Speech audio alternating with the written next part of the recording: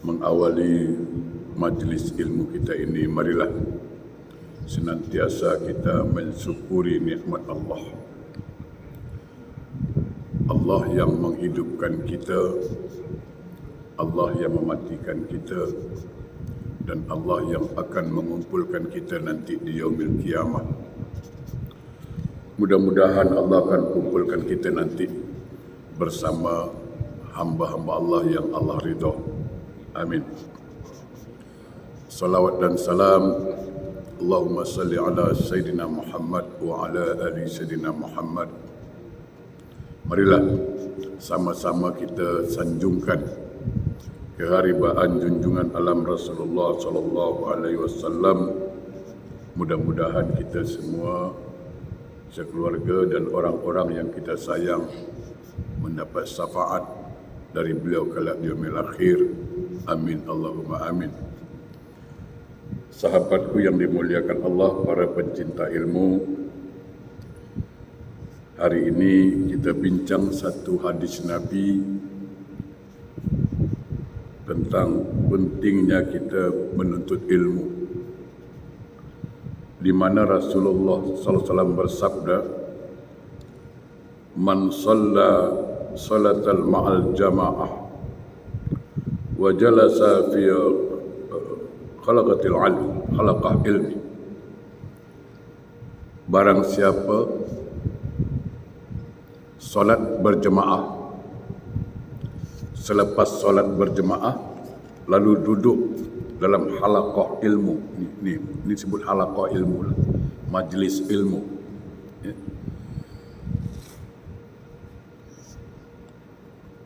Wa sama'a kalam Allah Ta'ala, dan mendengarkan kalam-kalam Allah, firman-firman Allah, maka apa yang Allah berikan? Kata Nabi, sitta asya, ada 6 keutamaan dia dapat. Jadi siapa yang solat berjamaah, lalu selepas solat berjamaah dia duduk dalam majlis ilmu, maka dia mendapat 6 kemuliaan. Sedikit sebelum saya sampaikan sambungan hadis ini, ada satu hal barangkali kita cuba uraikan sedikit. Kita selalu dengar kalau kita ke Madinah bahawa antara tempat tidur Nabi menuju mimbar itu apa disebut apa? Raudhah min riyadil jannah. Selalu kita dengar itu, bahawa di antara tempat tidur Nabi menuju mimbarnya itu bagaikan taman-taman surga. Maka orang berebut untuk solat di situ. Kenapa? Karena dianggap itu taman surga. Okey, itu tak ada masalah. Kita tak akan bincang. Betul itu. Cuba kita lapangkan sedikit maknanya, boleh tak? Kita luaskan sedikit. Nabi mengatakan di antara tempat tidurku menuju mimbarku, artikan masjid.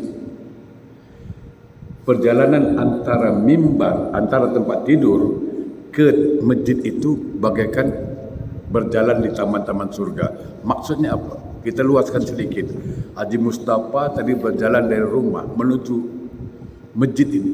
Perjalanan Haji Mustafa itu, bahwa Haji Mustafa sedang berjalan di taman-taman surga, itu maksudnya. Haji Hamid dari rumah tadi menuju masjid ini, itu perjalanan Haji Hamid ke masjid ini, itu di tengah jalan itu bagaikan berjalan di taman-taman surga. Nabi tak mungkin cakap rumah kita, tentu rumah dia lah sebut dia. Bagaikannya gitu. Itu satu. Yang kedua, ini keuntungan orang yang menuntut ilmu. Malaikat itu kemana-mana jalan. Nah, bila dia lihat ada orang sedang menuntut ilmu, majlis ilmu, itu mereka saling memanggil mereka untuk mengajak duduk. Kenapa? Karena mereka mengatakan ini adalah taman surga. Jadi kalau saya ditanya, yakin tak ada malaikat sekarang? Oh yakin, pasti yakin saya. Ada malaikat. Nah, setelah itu apa yang terjadi? Lalu malaikat akan bertemu dengan Allah dan mengatakan, ya Allah, di Masjid Al-Amin ada majlis ilmu. Allah tanya, apa yang mereka mau? Apa yang mereka mau? Itu hadis Muslim itu. Riwayat hadis Muslim. Apa yang mereka mau? Mereka minta surga. Kata Allah, dia pernah tengok surga tu? Dia pernah tengok tak surga tu? Tak pernah. Cuba bayangkan kalau dia pernah tengok surga tu, apa dia nak? Oh, tentu dia lagi minta. Tentu dia lagi minta. Sedikit saya tambahkan. Surga itu nikmat. Nikmat sekali. Tetapi ingat, ada kenikmatan dalam surga yang sangat-sangat nikmat, mengatasi nikmat yang lain. Ketika orang dalam surga itu sedang menikmati makan, minum, macam-macam nikmat dia dapat, ada satu nikmat. Karena satu nikmat inilah semua nikmat yang lain ditinggalkan. Kenapa? Kata Nabi, itulah nikmat yang paling besar, yaitu ketika ada panggilan, kita diizinkan melihat wajah Allah bagaikan melihat bulan purnama. Situlah nikmat yang paling besar. Allah panggil seluruh penduduk surga untuk melihat wajah Allah, dan kita lihat di situ bagaikan melihat bulan purnama. Allah yang kita sembah di situ. Allah tempat kita memohon, tempat kita mengadu, di situ kita lihat. Mudah-mudahan kita semua beserta keluarga dan orang-orang kita sayang, insya-Allah berhak untuk mendapatkan surganya Allah dan diberi peluang untuk melihat wajahnya Allah. Amin. Lalu Allah tanya lagi, apa yang mereka minta lagi? Mereka minta berlindung dari neraka. Tafadhal. Mereka minta berlindung dari api neraka. Kata Allah, apakah mereka tahu azab neraka? Pernah tengok tak orang diazab neraka? Tak pernah. Bagaimana kalau dia pernah tengok? Tentu dia minta lebih lagi. Lalu apa lagi? Mereka minta ampun. Kata Allah, aku ampunkan. Aku ampunkan mereka. Tapi ada malaikat cakap. Tapi ada satu orang. Satu orang ni datang. Dia nak jumpa kawan aja, bukan nak duduk majlis ilmu. Dia nak jumpa kawan aja. Ada hal sikit. Apa macam mana dia tu? Nak diampunkan juga? Kata Allah, ampunkan sekali.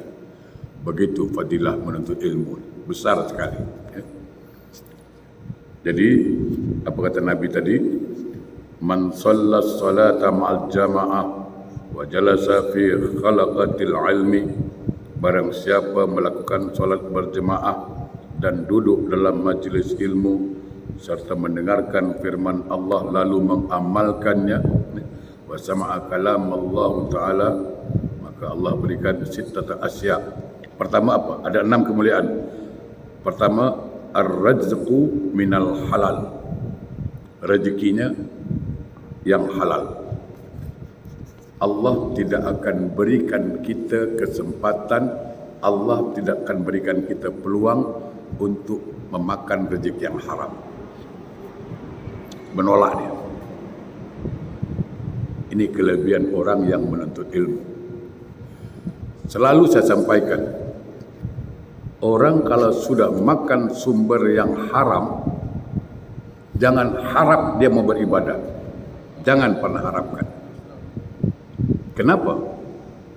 Karena hadis Nabi mengatakan, nabata minas suti min haram fannaru aulabi.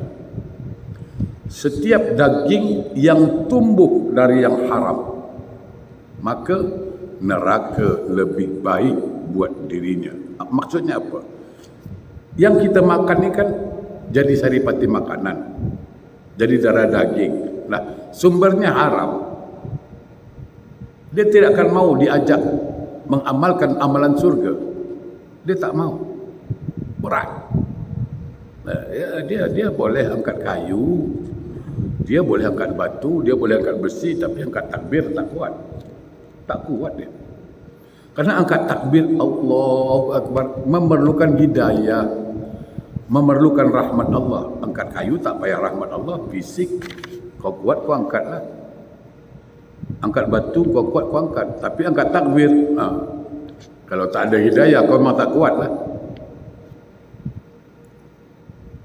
Dia boleh kayu bersikal daripada Woodland sampai Pasir Ris. Kayu bersikal tu dari Woodland Pasir Ris itu perlu kekuatan. Tapi dia tak boleh kayu bersikal pergi masjid. Pada masjid dekat rumah dia ni. Kenapa? Untuk pergi masjid perlu hidayah. Saya kasih tahu, simple saja. Saya selalu kasih contoh. Seorang MP atau seorang orang besar, menteri ke, MP ke, ahli parlimen, itu kan orang besar. Dia akan undang seseorang datang ke rumahnya. Dia pilih-pilih. Tak semua orang dia undang. Yang diundang orang kenal dia, orang geng dia, ya kan? Geng dia, kenal dia, yang sokong dia lah. Kalau yang lawan dia, dia undang tak? Yang suka bantah dia undang? Tidak, dia takkan undang. Yang diundang dia geng dia, yang satu haluan dengan dia, yang ikut cara dia, dia undang. Artinya orang besar pun akan pilih siapa yang diundang datang ke rumahnya. Pasti orang dekat dia. Itu orang besar. Apalagi Allah yang maha besar, dia akan undang datang ke rumahnya. Itu pilih-pilih. Kalau bukan orang dekat dengan Allah, dia takkan datang. Dia takkan panggil. Yakin saya katakan. Samsing mana pernah datang ke masjid? Peminum arak, orang pemabuk, dia takkan datang ke masjid. Dia takkan datang. Allah tak panggil dia. Penjudi, Allah tak panggil dia. Perhatikan betul. Pencuri, Allah tak panggil dia. Ini kita bersyukur di sini. Jadi orang yang solat berjamaah, ini satu lagi saya jelaskan, pentingnya kita nuntut ilmu. Dalam sebuah riwayat dikatakan, ketika solat berjamaah berdiri, kan ada malaikat yang menghadiri. Lalu malaikat bagi tahu Allah, ya Allah, ini contoh, ya Allah, di Masjid Al-Amin ada solat berjamaah.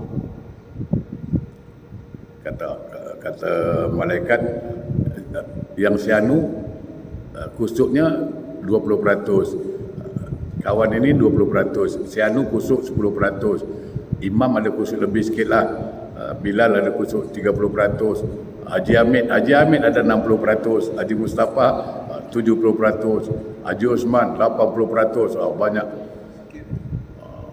Imam kurang sikit lah. Kata Allah mengatakan apa? Total semua ada 100%. Ada, kira kusuk lah semua tu.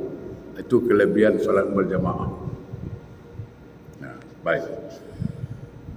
Jadi yang pertama apa? Selepas solat berjamaah duduk di majlis ilmu, maka dia akan diberi sumber rezeki yang halal. Ini yang penting. Kenapa? Untuk menjadi ahli ibadah itu dua syaratnya. Bukanlah Quran, surah Al-Baqarah 172. InsyaAllah kalau tak salah saya. Al-Baqarah 172. Di ujungnya dikatakan apa? In kuntum iyyahu ta'budun. Kalau engkau mau beribadah, betul-betul nak beribadah kepadaku, kata Allah. Kalau engkau betul-betul nak ibadah, macam kita cakap dengan anak, kalau engkau betul-betul nak baik, kalau engkau betul-betul nak belajar, nak pandai, buat ini, contoh. Ini Allah kata apa? Kalau engkau betul-betul nak beribadah kepadaku, pertama, makan rezeki yang halal. Rezeki yang halal. Yang kedua, jadilah orang yang pandai bersyukur. Cukup. Dua itu aja. Makan rezeki yang halal, senantiasa bersyukur, maka dia jadi ahli ibadah. Tapi kalau makan rezeki yang haram, tak pandai bersyukur, haram jadah.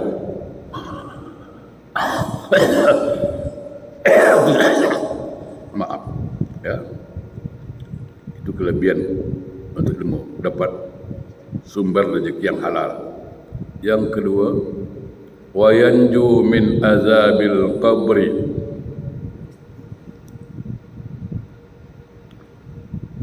Wa yanju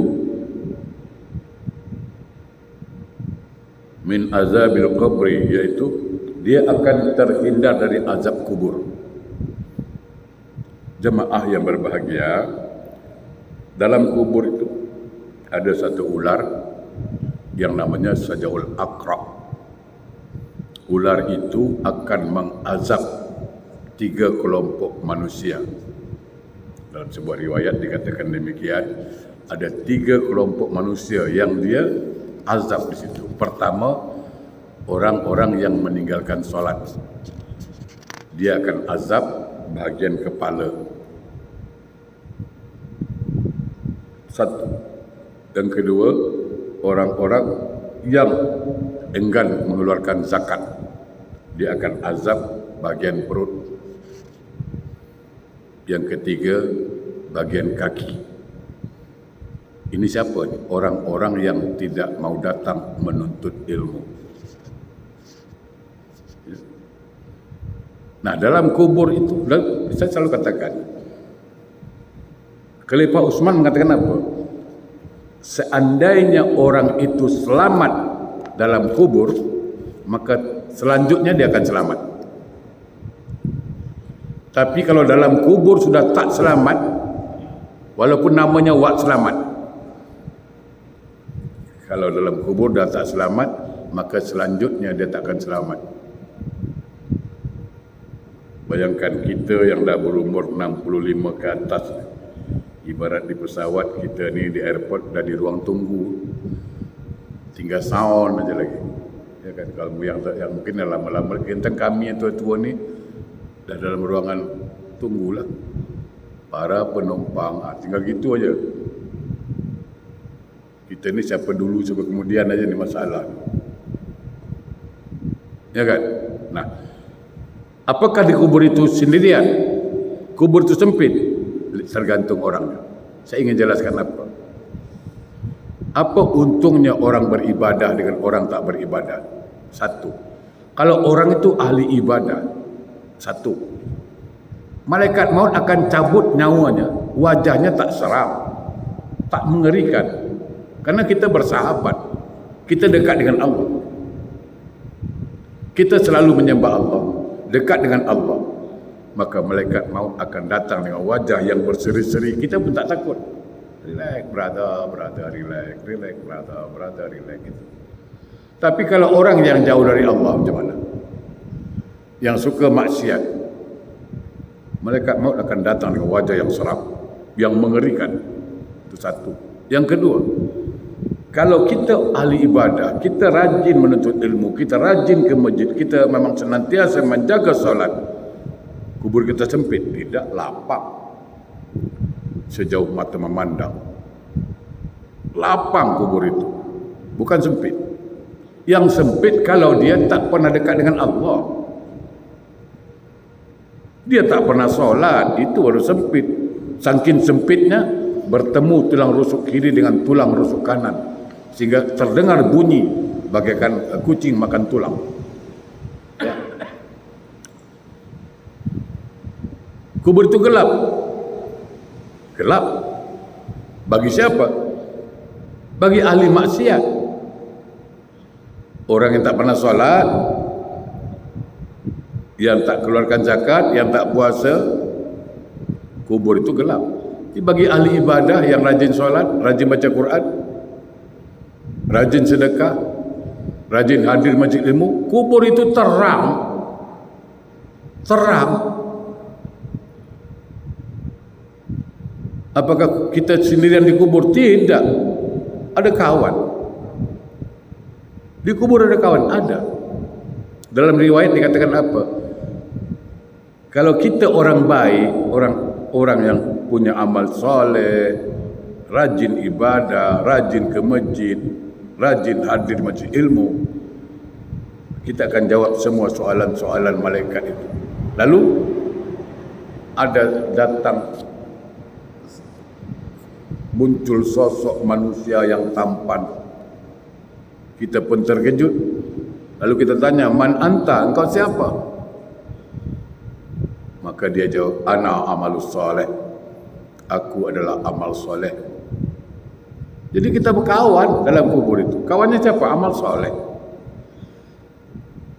Coba saya selalu sampaikan, ya, perhatikan perasaan orang ahli ibadah dengan perasaan ahli maksiat. Coba perhatikan. Sama-sama 12 jam. Coba tanya Banduan kat penjara. Banduan pertama masuk penjara tanya dia, besok tanya dia, macam mana perasaan awak? Macam mana perasaan kau semalam dalam penjara? Dia akan jawab, wih lama Ustaz. Semalam macam setahun Ustaz. Tak boleh. Tak boleh. Bagi orang yang salah, bagi orang yang jahat, semalam dalam penjara bagaikan setahun. Tapi tanya pengantin baru,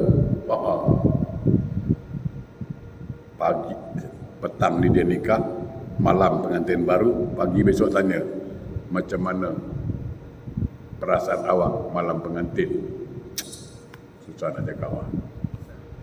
Tiba-tiba dah pagi je. Tiba-tiba dah pagi je. Tak sadar lah Ustaz pagi. Tengok, sama-sama 12 jam perasaan berbeza. Betul? Sama kan? Bagi ahli maksiat, di kubur tu lama, kiamat tu lama. Tapi bagi orang yang taat, bagi orang ahli ibadah, kubur tu sekejap, tak tahu dah kiamat. Itu. Faham kan? Jadi orang yang selamat di kubur adalah orang-orang yang selalu hadir di majlis ilmu dan mengamalkan ilmunya. Dan penting untuk ilmu. Satu contoh lah, ada satu hamba Allah, dia suka sangat nyala-nyalakan orang. Jadi dia solat sebelah. Jadi pas imam kan baca Sami Allahu liman hamidah, yang orang tua ni pun ikut baca Sami Allah. Dengarlah bacaannya, Sami Allahu liman hamidah Rabbana walakal hamd. Yang anak muda ni dia baca lain.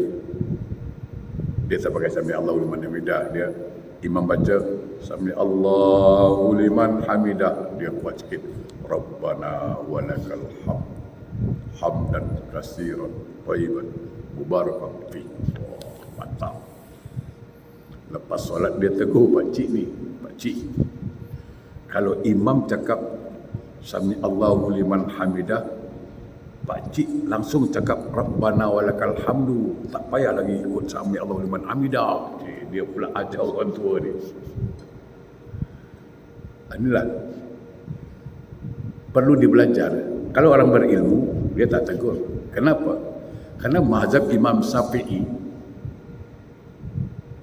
begitulah caranya. Kalau imam cakap Sami Allahu liman hamidah, kalau Imam Syafi'i, dia akan katakan apa? Sami Allahu liman hamidah Rabbana walakal hamd. Kenapa? Karena memang komitnya ikut imam. Kan ikut imam. Tapi mazhab yang lain, ketika imam mengatakan Sami Allahu liman hamidah Rabbana walakal hamd, dia tidak mengatakan Sami Allah lagi. Itu mazhab yang lain. Tapi kalau dia mazhab Imam Syafi'i, dia akan mengatakan Sami Allahu liman hamidah Rabbana walakal hamd. Dua-dua betul apa? Tidak ada yang salah sini. Yang salah kalau dia menyalahkan, salah pakcik atau salah pakcik pula dah. Sama kan? Ada orang rukuk, sujud, maksud saya lutut dulu. Tapi ada orang sujud tangan dulu. Ya kan? Yang lutut dulu, dah hadisnya ada. Dua-dua ada hadisnya. Yang lutut dulu pun ada hadisnya, yang tangan dulu pun ada hadisnya. Artinya dua-dua boleh. Macam Haji Osman. Kalau suruh lutut dulu boleh tak? Jatuh dia nanti. Ya kan? Badan gemuk ni. Haji Mustafa kalau lutut dulu boleh? Tak boleh tu. Haji Hamid boleh? Tak boleh juga. Habis kalau boleh. Artinya apa? Tengoklah keadaan. Itulah agama Islam. Agama yang sangat mudah. Nabi waktu muda memang lututnya dulu. Tapi kalau umurnya dah berlanjut, dah makin uzur, ya dia tangan dulu. Jadi kalau ada orang solat lutut dulu, sujud tak ada masalah. Oh, dia tangan dulu tak ada masalah. Yang salah kalau kepala dia dulu, itu baru salah. Ya kan? Kalau kepala dia dulu sujud baru salah. Kadang-kadang kita aja penting untuk ilmu. Selanjutnya apa? Wa yu'ta kitabahu biyamini.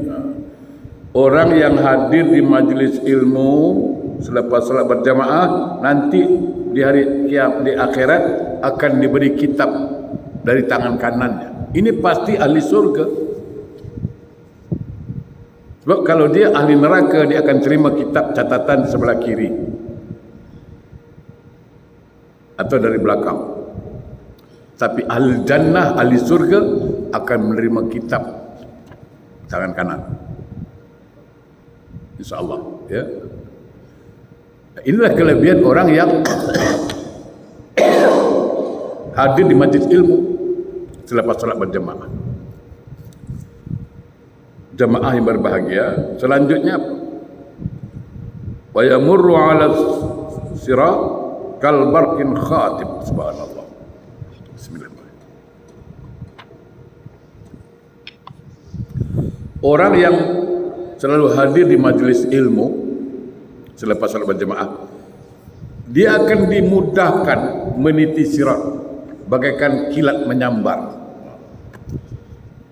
Saya jelaskan, kita selalu dengar bahawa titian siratul mustaqim itu konon katanya halusnya bagaikan rambut di belah 7. Bayangkanlah, macam rambut di belah 7, macam mana kita nak meniti wak? Dengan jembatan goyang sikit pun kadang-kadang kita jatuh. Manusia bukan sikit, ya kan? Ini bahasa kinayah, ini bahasa sindiran. Sama ketika Haji Hamid cakap dengan Haji Mustafa, saya dengar cakap dia kan sakit bagaikan ditusuk sembilu. Tengok, Haji Hamid cakap sakitnya bagaikan ditusuk sembilu. Apakah Haji Hamid ditusuk sembilu? Tidak. Itu sangkin sakitnya lah.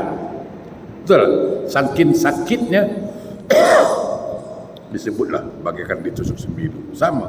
Sangkin susahnya jalan meniti sirat itu sangat susah, sampai disebutlah bagaikan meniti pada rambut di belah 7. Kenapa? Sangkin susahnya. Bukan sirat itu halus, jangan salah faham pula. Kalau siratul mustaqim itu halus macam rambut di belah 7, bila nak selesai kata orang ramai manusia ni? Tidak. Tapi bagi kita yang insya-Allah yang hadir di majlis ilmu selepas salat berjamaah, itu macam kilat menyambar. Nah, sekarang Ustaz, yang kita baca dalam Fatihah itu Ihdinas siratal mustaqim, Ihdinas siratal mustaqim. Ya Allah, tunjukkan kami jalan yang lurus. Itu jalan mana pula? Itu harus faham. Mana jalannya? Ihdinas siratal mustaqim, ya Allah tunjukkan kami jalan yang lurus. Maknanya, ya Allah tunjukkan kami jalan bagaimana cara menjalani agama Islam. Karena jalan yang lurus itu apa? Dinul Islam. Itu maksudnya. Ya Allah tunjukkan kami jalan yang lurus. Maknanya, ya Allah tunjukkan kami cara mengamalkan ajaran Islam. Itu dia.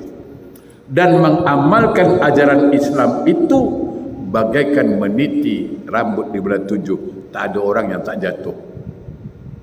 Sekarang kita solat, alhamdulillah. Kejap lagi ada 100 orang jatuh lagi. Sekarang kita solat, pergi bus stop, nampak pula amoy paha, jatuh lagi. Tak ada tak jatuh. Ya kan? Itu maksudnya. Baik, sambung lagi. Jadi nanti orang-orang yang hadir di majlis ilmu, solat, selepas solat berjemaah, ketika meniti sirat, bagaikan kilat menyambar. Wa yusaru ma'an nabiyyin. Orang yang menuntut ilmu, hadir di majlis ilmu selepas solat berjemaah, nanti dia akan bersama rombongan Nabi. Subhanallah. Kita akan bersama rombongan Nabi. Dan terakhir, wa banallahu lahu baitan fil jannah min yaqutat hamra alahu arba'una baban. Allahu akbar. Orang yang selepas salat berjemaah lalu hadir di majlis ilmu, nanti Allah akan bangunkan sebuah bangunan di surga. Terdapat bangunan itu dari yakut merah, permata yang indah, dan mempunyai 40 pintu di surga. Jadi nanti akan dibangunkan sebuah rumah dari yakut yang merah, ada 40 pintu. Rumah kita sekarang ada 3 pintu, dah besar lah. 40 pintu. Jemaah jangan risau. Ada yang mengatakan, kalau semua orang masuk surga, macam mana Ustaz? Muat ke surga tu? Begini, bumi ni, saya selalu katakan, bumi ni dengan bintang mana yang besar? Besar bintang. Kan? Bumi dengan bintang, besar bintang. Bayangkanlah tengok langit tu, berapa banyak bintang? Tak terhitung bintang di langit tu. Jadi bumi ni kalau ditarik ke langit, jangan-jangan sebesar jarum. Ya kan? Jadi kalau satu penduduk bumi ni masuk surga, lapang. Surga itu seluas langit dan bumi, bayangkan. Arduhas samawati wal ard wa'iddat lil muttaqin. Surga itu seluas langit dan bumi yang disediakan untuk orang bertakwa. Bahkan kata ulama dalam sebuah riwayat dikatakan, orang yang paling sedikit dapat tempat di surga, di kawasan dia paling sedikit dapat lah. Paling kecil tu dia dapat. Berapa jaraknya? Jarak antara Yaman Mekah. Antara Yaman Mekah itulah dia dapat yang paling sikit. Bukan daripada Yu Cukang pergi Teluk Belangawe, bukan. Daripada Yaman Mekah berapa jauh tu? Itulah kawasan paling sikit dapat. Orang yang masuk surga. Ya, mudah-mudahan kita rajin solat berjemaah, hadir di majlis ilmu, ya, untuk saling belajar, saling memahami. Yang tadi kita tak tahu jadi tahu. Saya contoh lagi. Saya banyak dengar lah.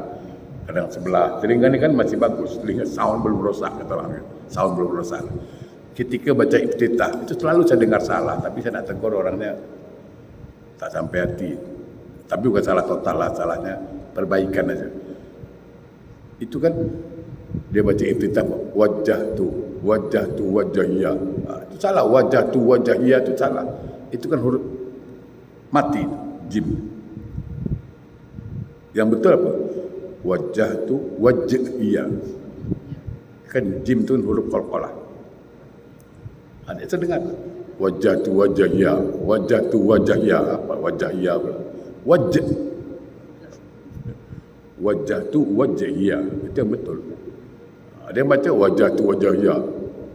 Itu satu. Salawat pun banyak salah. Yang wajahiyah, bukan wajah tu wajahiyah. Kan lain tu kan. Betul tengok. Wajah itu. Yang kedua, salawat. Masih banyak orang baca salawat. Allahumma salli ala Sayyidina Muhammad. Allahumma salli. Itu kan shotnya bukan sabdu. Shotnya tak ada sabdu. Allahumma salli, Allahumma salli, Allahumma salli. Bukan Allahumma salli. Kan banyak orang baca Allahumma salli. Salah. Itu shadnya tidak ada sabdu. Allahumma salli. Yang sabdu lam. Itu contoh-contoh kecil. Yang ketiga apa? I'tidal.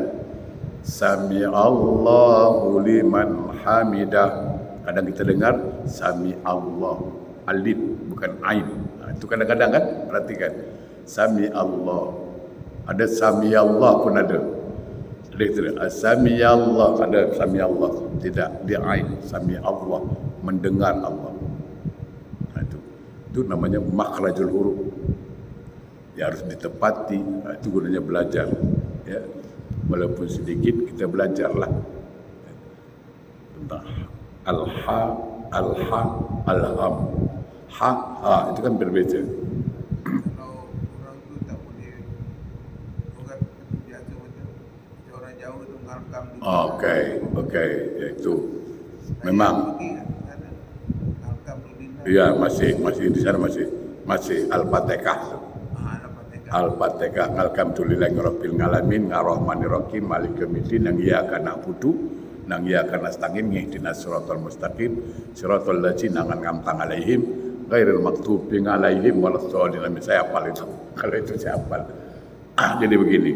Pertama, orang ini wajib belajar. Kalau dia tidak belajar, dia berdosa lah. Yang kedua, kata ulama, kalau dia tidak berniat merubah makna, maka diperbolehkan. Kalau dia tidak berniat merubah makna, tapi dia wajib belajar. Yang jadi masalah, sudah salah tak pernah belajar, itu yang jadi masalah. Dari dulu sampai sekarang Al-Fatihah. Ya kalau dulu okey lah.